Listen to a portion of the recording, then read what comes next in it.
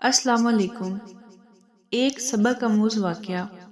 حضرت موسیٰ علیہ السلام کے زمانے میں ایک شخص ایسا تھا جو اپنی توبہ پر کبھی ثابت قدم نہیں رہتا تھا۔ جب بھی وہ توبہ کرتا اسے توڑ دیتا، یہاں تک کہ اسے اس حال میں 20 سال گزر گئے۔ اللہ تعالیٰ نے حضرت موسیٰ علیہ السلام کی طرف وحی کی کہ میرے اس بندے سے کہہ دو میں تجھ سے سخت ناراض ہوں۔ جب حضرت موسیٰ علیہ السلام نے اس آدمی کو اللہ کا پیغام دیا تو وہ بہت غمگین ہوا اور جنگلوں کی طرف نکل گیا۔ وہاں جا کر اس گناہ گار شخص نے ایسی خوبصورت دعا کی کہ اللہ تعالیٰ نے دوبارہ وحی فرمائی۔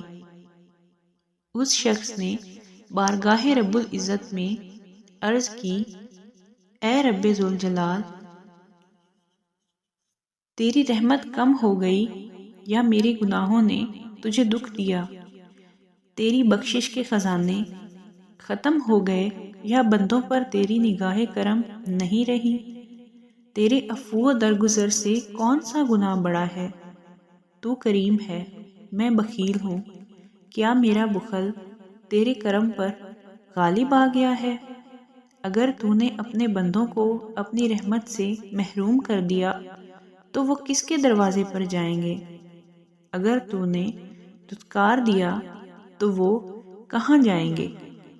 اے رب قادر و قہار، اگر تیری بخشش کم ہو گئی اور میرے لیے عذاب ہی رہ گیا ہے تو تمام گناہ گاروں کا عذاب مجھے دے دے، میں ان پر اپنی جان قربان کرتا ہوں۔ اللہ تعالیٰ نے موسیٰ علیہ السلام سے فرمایا، جاؤ اور میرے بندے سے کہہ دو کہ تو نے میرے کمال قدرت اور عفو و درگزر کی حقیقت کو سمجھ لیا ہے۔ اگر تیرے گناہوں سے زمین بھر جائے تب بھی میں تجھے بخش دوں گا۔ مزید اچھی ویڈیوز کے لیے ہمارے چینل کو سبسکرائب کریں۔